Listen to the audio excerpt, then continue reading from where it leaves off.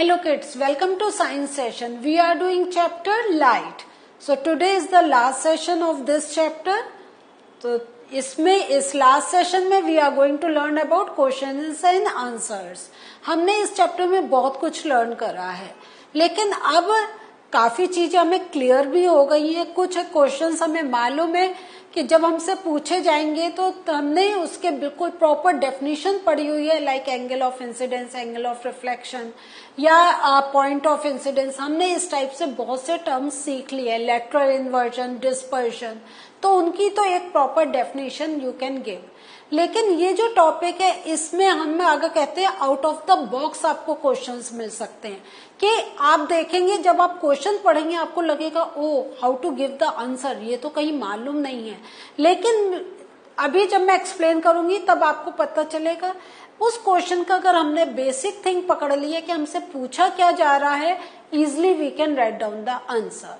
तो यही कुछ क्वेश्चंस को आज हम स्टडी करते हैं और देखते हैं कैसे हमें उन क्वेश्चंस को समझना है और कैसे we have to make relation with the things that we have learn in this chapter, as well as कुछ जो जनरल चीजें भी हमें मालूम है, कैसे इन सब का we have to make a combination so that we can write down the answers. So सबसे पहला जो हम क्वेश्चन पढ़ रहे हैं वो है, suppose you are in a dark room, can you see objects in the room, can you see objects outside the room, explain. अब आप बताएं क्या है.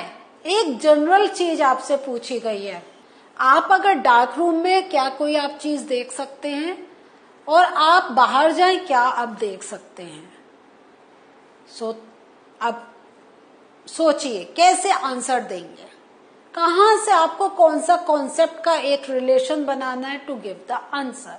तो ये आंसर पढ़ेंगे और फिर हम एक अंडरस्टैंडिंग लेंगे how can we frame the answer.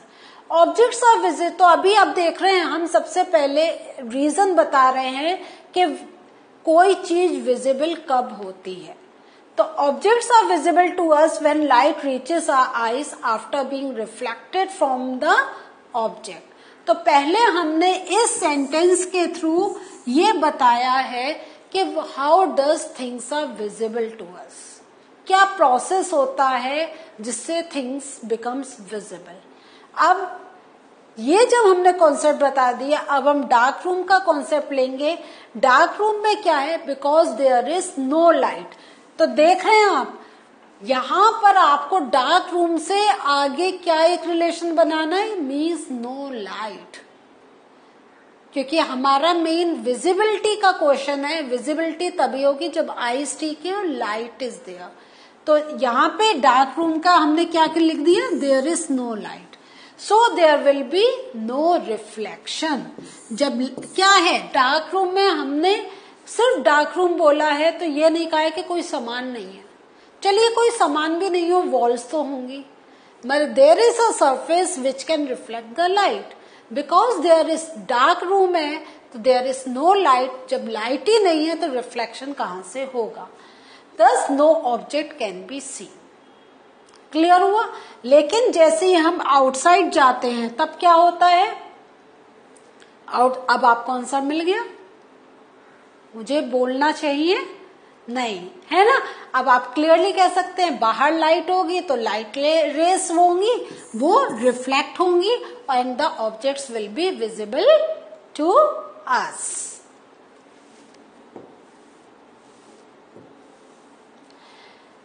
दूसरा क्वेश्चन है, differentiate between regular and diffuse reflection. Does diffuse reflection mean the failure of the loss of reflection. ये बहुत इंपॉर्टेंट को आपका एक क्वेश्चन है, क्योंकि ये डिफ्यूज रिफ्लेक्शन में हमेशा ये कहते हैं failure of the loss of reflection. What is the meaning of this, अगर हम कहें phrase failure of the loss of reflection, तो पहले आपको ये चीज समझनी है. लॉस ऑफ रिफ्लेक्शन हमने क्या सीखा था, angle i is equal to angle r and incident ray normal और जो हमारा reflected ray they lie at the same plane, है या नहीं है.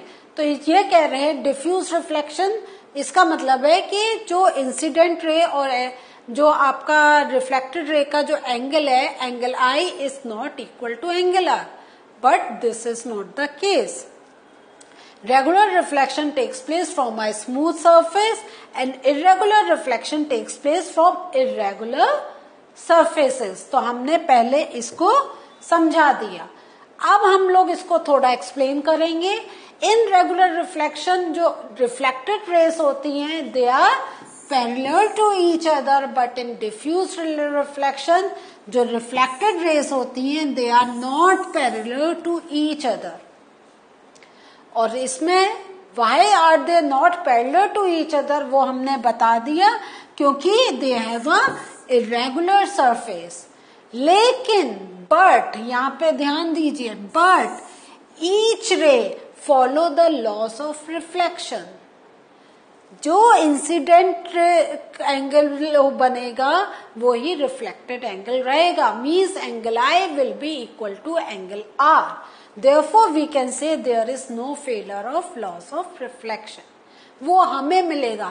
लेकिन क्योंकि इरेगुलर सरफेस है, इरेगुलर सरफेस का मीनिंग क्या हुआ, एक हमारा इस एंगल से आ रही है, एक हमारी ये आई, तो हम यही हमारी इंसिडेंट रे ही आपस में पैरेलल अगर हमें नहीं सीम्स आउट हो रहा है तो ये क्या जाएगा, ये रिफ्लेक्टेड रे जाएगा.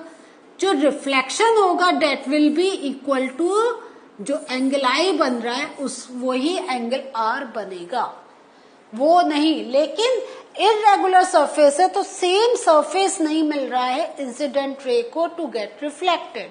तो इसलिए जो हमें है जो रिफ्लेक्टेड रेस है वो they are seems not to be parallel to each other. अच्छा, ये क्वेश्चन मैंने पर्पस इसलिए और लिया क्योंकि एक तो आपको इससे इस क्वेश्चन का आंसर मिल गया, प्लस अगर आपसे क्वेश्चन पूछा जाता है right down the difference between regular and irregular reflection, तो आप यही जो हमने फर्स्ट पार्ट डिस्कस करा है कि रेगुलर रिफ्लेक्शन कैसे होता है और इरेगुलर कैसे होता है, वो दोनों डेफिनेशंस यू कैन राइट. ये एक बहुत इंटरेस्टिंग क्वेश्चन है. What is the angle of incidence of a ray if the reflected ray is at an angle of 90 degree to the incident ray. अब आप देखें, इफ द रिफ्लेक्टेड रे, तो जो आपका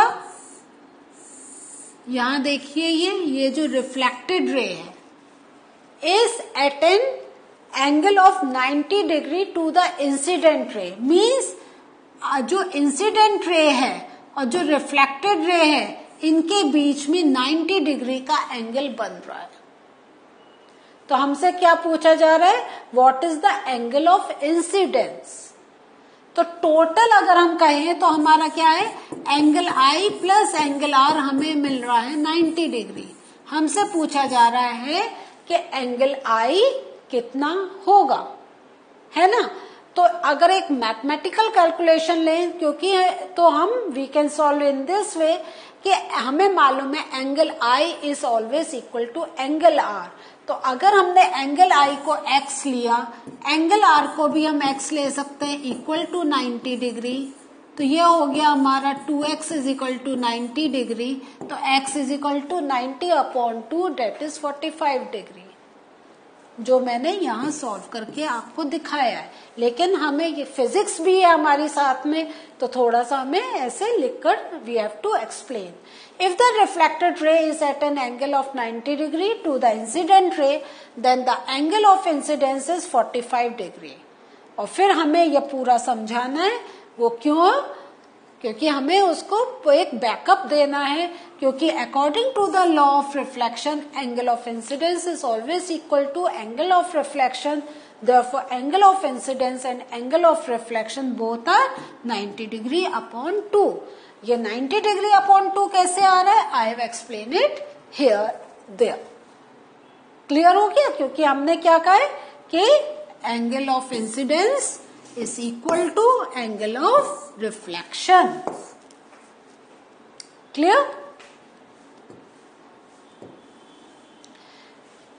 अब ये देखिए, घबरा रहे हैं आप, कैसे होगा. चलिए पहले क्वेश्चन पढ़ती हूँ फिर देखेंगे. आप कहेंगे इतना सिंपल क्वेश्चन है, ओ माय गॉड, देखने से लग रहा है पता नहीं क्या है। Two mirrors meet at right angles, तो ये दो मिरर है और ये इनके आपस में 90 डिग्री का एंगल बन रहा है। A ray of light is incident on one at an angle of 30 degree as shown in figure. Draw the reflected ray from the second mirror. ठीक है, अब हमें क्या करना है, ये हमारी क्या है, इंसिडेंट रे है। अब हमें क्या करना है, we have to draw the reflected ray from the second mirror. दूसरी मिरर से हमें रिफ्लेक्टेड रे दिखानी है, मीन्स इस मिरर से हमें रिफ्लेक्टेड रे दिखानी है। तो पहले कुछ आप अपना दिमाग चलाएंगे, कुछ सोचेंगे आप।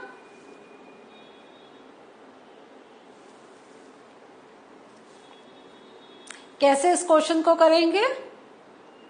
यस, थोड़ा सा हम लोग पहले, फिर मैं अभी आपको दिखाऊंगी, मैंने प्रॉपर भी बना रखा है। ये जो इंसिडेंट रे है इसको हम रिफ्लेक्ट करेंगे, तो यहां से तो ये रिफ्लेक्टेड होगी, लेकिन इस पर जा रही है तो here it will become incident ray. जब यहाँ पे इंसिडेंट रे बन जाएगी तो इससे हम इसका रिफ्लेक्शन शो करेंगे। देखिए यहाँ पे मैंने नेक्स्ट फिगर में दिखा रखा है। तो the first law of reflection is used to obtain the path of reflected ray. तो ये 30 डिग्री का बना तो ये भी 30 डिग्री का बनेगा। सो ये जो हमारी रिफ्लेक्टेड रे है ये यहां पर क्या हो गया, इंसिडेंट रे बन गई, और ये रिफ्लेक्टेड रे फिर इसकी बन गई। अब मेजरमेंट का आप देखिए, सो आप कहेंगे ये 60 डिग्री कैसे आया, तो just get the concept from here. तो जहां पे क्या है, हमने ये नॉर्मल और इसका दोनों का हमने सोचा है पैरेलल लाइन है, they both are parallel to each other. ठीक है, सो जब ये दो पैरेलल हुई तो ये 30 डिग्री है, तो this will be 30 degree. Alternate angles, समझ में आया आपको? अब हमारा जो नॉर्मल, हम ये दिस इज द नॉर्मल, तो जो हमारा नॉर्मल होता है वो बेस के साथ क्या बनाता है, 90 डिग्री का एंगल। तो ये 90 डिग्री का, जब ये 30 आ गया तो ये जो एंगल ऑफ इंसिडेंस बनेगा यहाँ पे, that will be of 60 degree. Clear हुआ? So it can be observe that the given ray of light will reflect from the second mirror. Next question है, how many images of a candle will be formed if it is placed between two parallel plane mirrors separated by 40 centimetre. तो जानते हैं जब हमारे इस type का mirror होता है, multiple images are formed because of आपको रीजन देना पड़ेगा, because of multiple reflections between the mirrors. When two mirrors are placed parallel to each other, the infinite number of images are formed. या तो आप ऐसे लिख सकते हैं या आप इस वे में भी you can write down the answer.